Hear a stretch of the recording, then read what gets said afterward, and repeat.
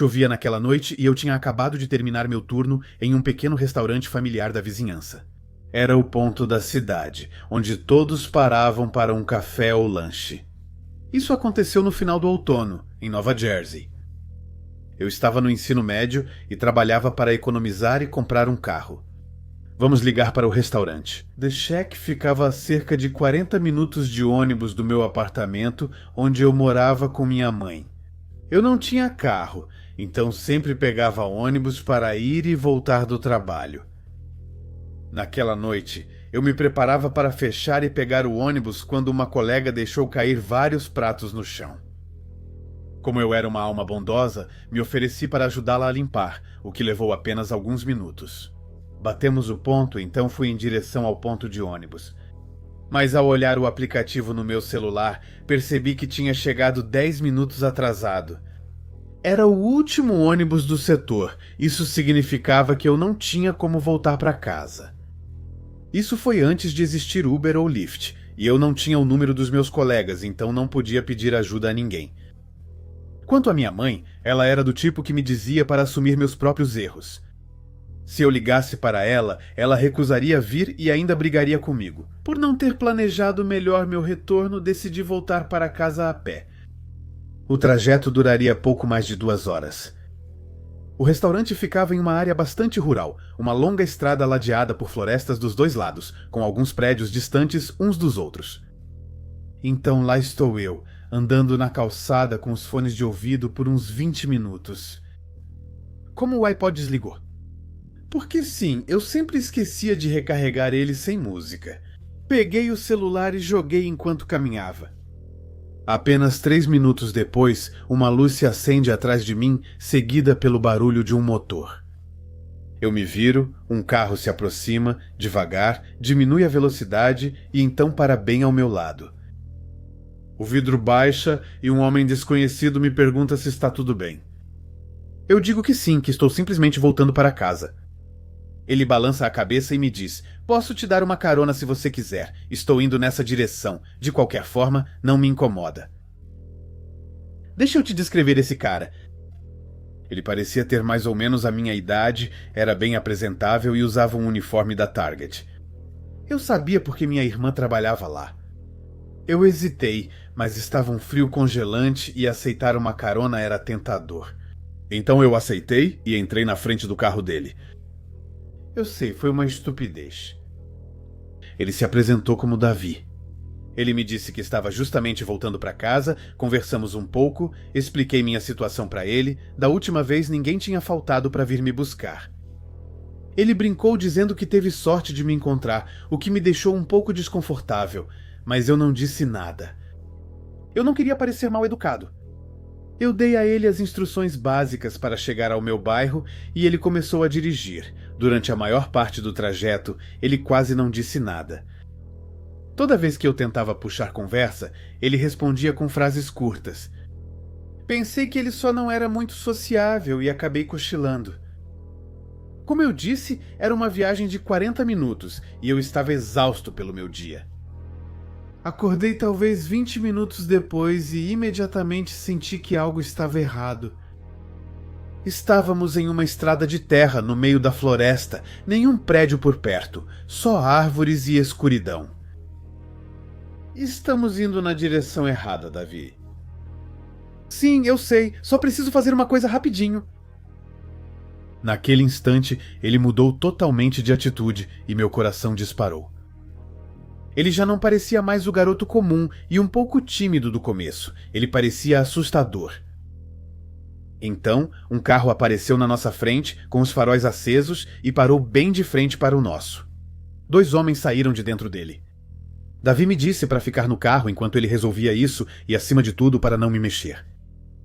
Enquanto isso, os 3 homens conversavam, lançando olhares frequentes para mim. E aí meu instinto gritou para eu correr. Não sei porquê, mas senti que ia morrer se ficasse ali. Soltei o cinto e entreabri a porta quando um grito ecoou, um grito dilacerante vindo do outro carro. Senti todo o meu corpo se esvaziar de sangue. Comecei a correr o mais rápido que pude, sem pensar. Atrás de mim ouvi um homem gritar "Ei!", depois 2 tiros. Por milagre, eles erraram. Eu corria pela floresta, os galhos batendo no meu rosto, meu coração prestes a explodir. Eu ouvia passos atrás de mim, rápidos, pesados, se aproximando, então vi luzes. Ao longe, uma rodovia, caminhões passavam. Eu corri para o acostamento acenando com os braços, um caminhão parou, desabei em lágrimas, expliquei tudo. O motorista me levou até a delegacia mais próxima. Liguei para minha mãe em pânico e ela veio me buscar na hora.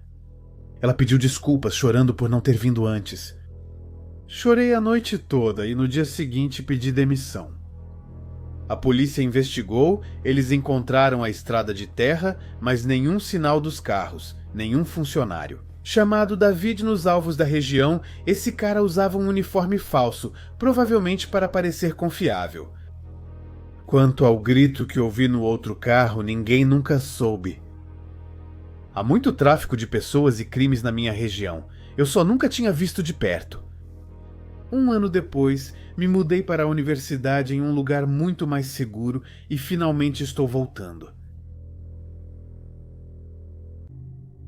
Isso foi em 2008, eu tinha 13 anos.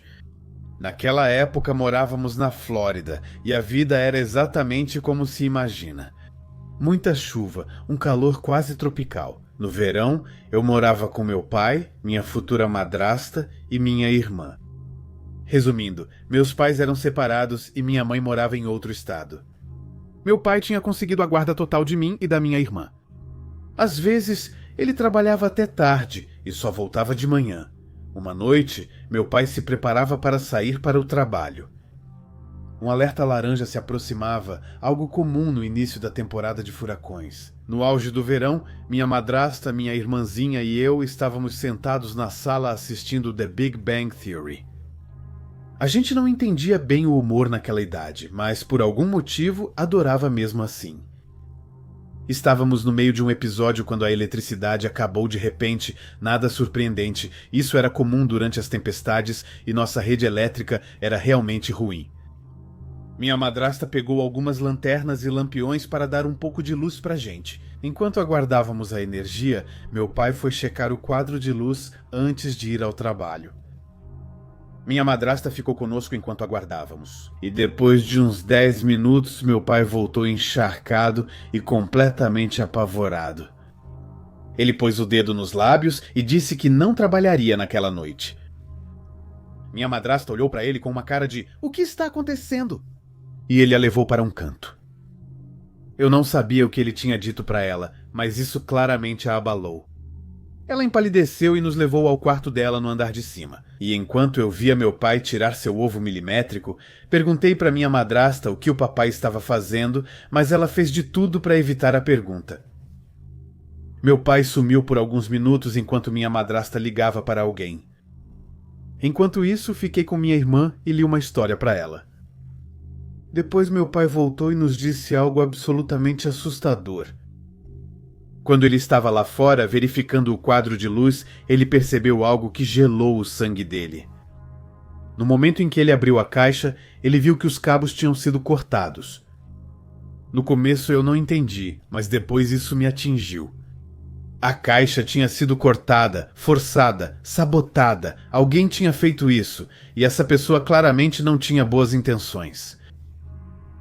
A pessoa com quem minha sogra estava falando ao telefone não era outra senão a polícia, que agora estava enviando patrulhas para nossa casa.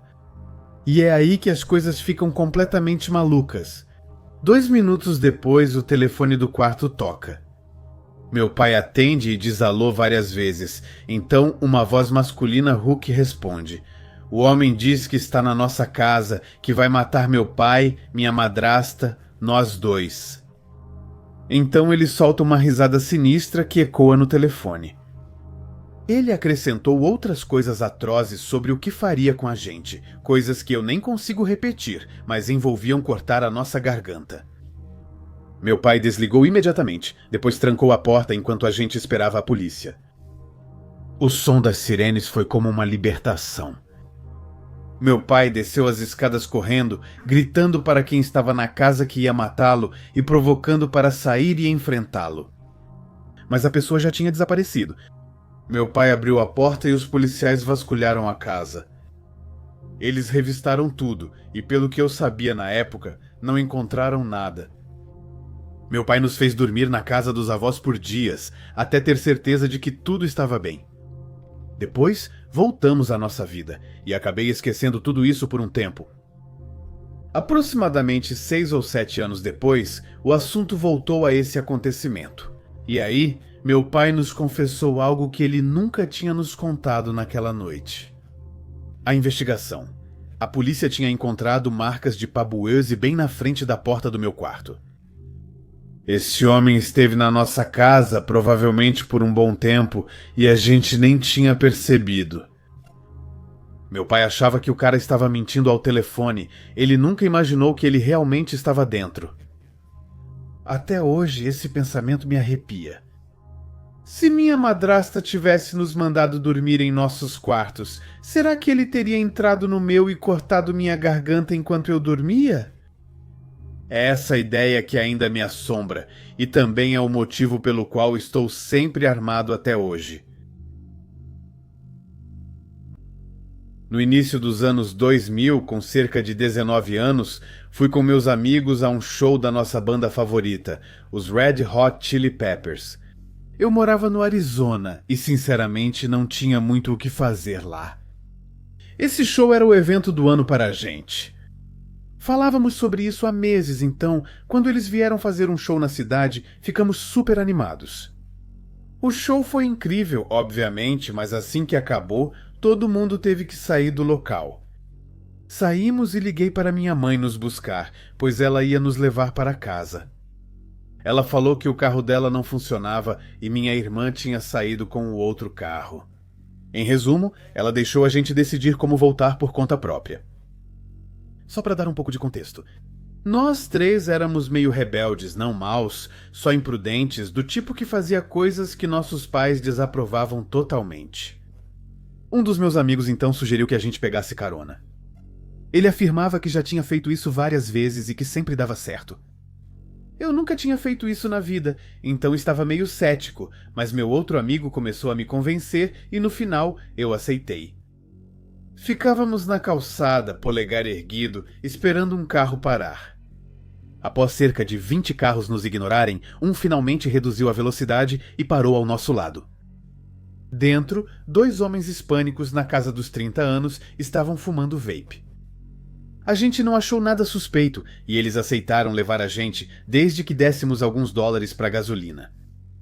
Só que assim que a gente entrou no carro, eu senti uma sensação estranha, algo errado, um instinto, tipo um alarme, mas sem conseguir entender o motivo.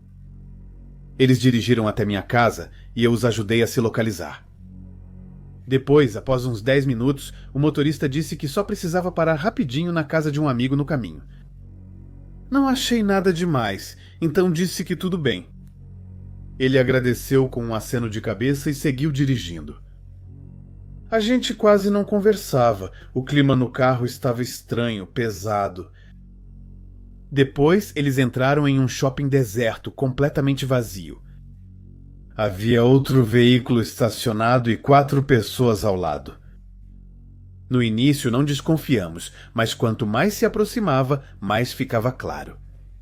Esses caras eram perigosos, 3 eram enormes e um usava uma máscara preta. Meu cérebro entrou em alerta instantaneamente, meus amigos também se olharam, a gente sabia que tinha algo muito errado. O motorista e seu amigo desceram e deixaram uma janela aberta, permitindo que ouvíssemos o que diziam. Entendemos rápido. Nosso motorista devia dinheiro para esses caras pela importação de certas mercadorias. Não demorou muito para entender que essas mercadorias eram drogas. O cara tinha que prestar contas para o cartel. A partir daí, cada segundo se tornava um pesadelo. Um dos homens sacou uma arma e encostou na têmpora do nosso motorista enquanto ele implorava pela vida. Eu entendia parcialmente o que ele dizia, minha sogra é mexicana, então eu entendo um pouco de espanhol. O que eu ouvi me gelou o sangue. Ele dizia para ele que conhecia a casa dele, a esposa dele, o bebê de 6 meses dele. Dizia: se ele não pagasse até certa data, seria morto, depois a esposa e o filho ficaria com eles. De um jeito que me deixou com uma sensação horrível. Não vou repetir tudo o que disseram para ele, mas era digno de um filme de terror, e foi aí que piorou. 2 membros do cartel observaram. No nosso carro, os vidros não eram nem um pouco escurecidos, e com a iluminação do estacionamento, estávamos expostos como sob holofotes. Eles se aproximaram, eu murmurei um grande puta merda. Todos nós sabíamos que aquilo podia acabar muito mal. Eles fizeram sinal para abrirmos a janela, nós hesitamos, mas acabamos abaixando. Um deles se inclinou na nossa direção com um forte sotaque e disse: eu sou amigo de vocês, lá, ele está com problemas sérios, e vocês viram tudo isso, a gente nunca esquece, se vocês falarem, a gente começa pela família de vocês. É assim que aprendemos sobre lealdade. Naquele momento eu realmente achei que ia vomitar, mas fiquei parado, imóvel. Alguns minutos depois, o motorista voltou para o carro, suando, tremendo e completamente traumatizado. Ele só disse que estava tudo bem, que não era para se preocupar. Ninguém falou nada. Durante o caminho de volta, a gente ficou paralisado. Eles nos deixaram na frente da minha casa e disseram para não contar nada do que a gente tinha visto. Meus pais notaram nosso nervosismo, mas só falamos que estávamos cansados e nunca tivemos coragem de contar a verdade. Durante semanas, a gente tentou entender como aquele cara tinha se envolvido com o cartel, se foi por vontade própria, por dívida, por pressão. Nunca vamos saber, mas uma coisa é certa. Naquela noite, entramos no carro de um homem ligado ao cartel e poderíamos muito facilmente ter sido mortos. Só para mandar um recado. Desde então, nunca mais pegamos carona. Isso aconteceu com meu pai quando ele tinha cerca de 20 anos, e é um acontecimento do qual ele ainda não conseguiu se recuperar. Não por causa do que ele viu, mas por causa do que aconteceu, isso ainda o assombra até hoje. A história se passa nos anos 80. Meu pai havia acabado de deixar os amigos na frente do dormitório universitário e dirigia seu novo Mustang. Naquela época, como jovem adulto apaixonado por carros, ele adorava aquele Mustang, cuidava dele como se fosse seu próprio filho. Pode parecer estranho, eu sei, mas é isso que acontece quando seu pai é louco por carros. Ele morava fora do campus, com os pais dele e meus avós, e voltava para casa depois de uma noite com os amigos. Ele me descreveu aquela noite como sendo exaustiva e, acima de tudo, muito escura. Ele dirigia por uma estrada completamente escura, sem postes de luz, quando avistou algo ao longe. Ao se aproximar, ele percebeu que era uma jovem, talvez entre 28 e 30 anos, que fazia sinal para ele parar. O polegar apontava para cima, o gesto clássico dos caroneiros. Meu pai era, e ainda é hoje, uma pessoa gentil, do tipo que ajuda qualquer um espontaneamente, sem hesitar. Ele abre a porta do passageiro e a mulher entra em silêncio, apenas aponta uma direção com o dedo. Meu pai acha que ela pode ser muda ou ter dificuldade para falar, tanto faz. Ele está cansado demais para pensar, então simplesmente dirige. Ela fica em silêncio o tempo todo. Meu pai, por sua vez, mantém os olhos na estrada, sem realmente prestar atenção à mulher sentada bem ao lado dele. Então, depois de um tempo, suas pálpebras ficam pesadas. Ele luta contra o cansaço, vira rapidamente a cabeça para a passageira e o assento está vazio. A mulher desapareceu literalmente. Ele levou um choque tão grande que freou bruscamente, os pneus gritando no asfalto. Ele saiu da estrada quase em pânico, com o coração batendo forte. Ele olha para trás, examinando a estrada, tentando entender o que acabou de acontecer, mas não há ninguém. Depois de alguns minutos tentando recuperar o fôlego, ele entra novamente no carro e volta para a estrada, completamente abalado. Ele para em um pequeno posto de gasolina próximo dali. Ele ainda tremendo conta ao funcionário o que aconteceu. Uma mulher que ele deixou entrar no carro e depois sumiu sem deixar rastros. Ele esperava que o funcionário zombasse dele ou o chamasse de louco, mas a reação do cara foi totalmente oposta. O funcionário olhou para ele calmamente e respondeu: "Ah, isso não me surpreende. Você não é o primeiro a me dizer isso." Sou um apaixonado por pesca há mais de 6 anos e já trabalhei em várias empresas como pescador comercial, capturando vinavo, mahi-mahi. Enfim, tudo o que morde e dá lucro. Eu tinha cerca de 26 anos quando isso ocorreu, cursava mestrado em biologia marinha e tirei uma semana de folga nas férias de primavera. Poucos programas de pós-graduação dão esse tipo de pausa, mas eu tive sorte. Durante essa semana, um amigo e eu decidimos sair para pescar ao largo do Havaí para conhecer as muitas espécies de peixes, especialmente aquelas originárias do Pacífico. Alugamos um barco por alguns dias para maximizar nossas chances de fazer uma boa pescaria. Numa noite, por volta de 1h da manhã, decidimos sair para o mar para capturar uma espécie bem específica, seminoturna, que é idealmente pescada nesse horário. Estamos em alto mar, num barco médio, cercados por total escuridão. É muito mais angustiante do que você imagina. É preciso viver isso para entender. Meu amigo estava de um lado do barco e eu do outro, em silêncio, focados na pescaria. Depois de uns 20 minutos, nós dois ouvimos, como um zumbido, um murmúrio humano que parecia vir de algum lugar ao redor do nosso barco. Perguntei a ele se também tinha ouvido, e ele respondeu que sim, que era claramente uma voz de mulher. Fiz sinal para ele acender a lanterna do convés e, para nossa surpresa, não havia nada na água. Era incompreensível. O som vinha literalmente de bem ao nosso lado. Toda vez que nos virávamos na direção do barulho, ele mudava de lado. Então, depois de um tempo andando em círculos, o zumbido parou. Meu amigo então gritou para eu ir rápido. Corri para a parte de trás do barco e o que vi me gelou o sangue. Havia uma mulher flutuando de costas na água. Ela parecia ter entre 25 e 30 anos e não parecia estar viva. O que era estranho era a roupa dela. Um vestido azul escuro, muito pequeno para ela, sem sapatos, mas com um colar e apenas um anel. Nos olhamos chocados, achando que poderíamos ter encontrado uma cena de assassinato. Voltamos rapidamente para a cabine para tentar contatar os guardas costeiros ou qualquer pessoa em terra pelo rádio, mas foi impossível obter uma resposta. Depois de várias tentativas, voltamos para ver, mas ela havia desaparecido. Tinham se passado apenas 3 minutos desde que a vimos, varremos a água com a lanterna, nada. Nesse momento, decidimos parar por ali e voltar para casa completamente apavorados.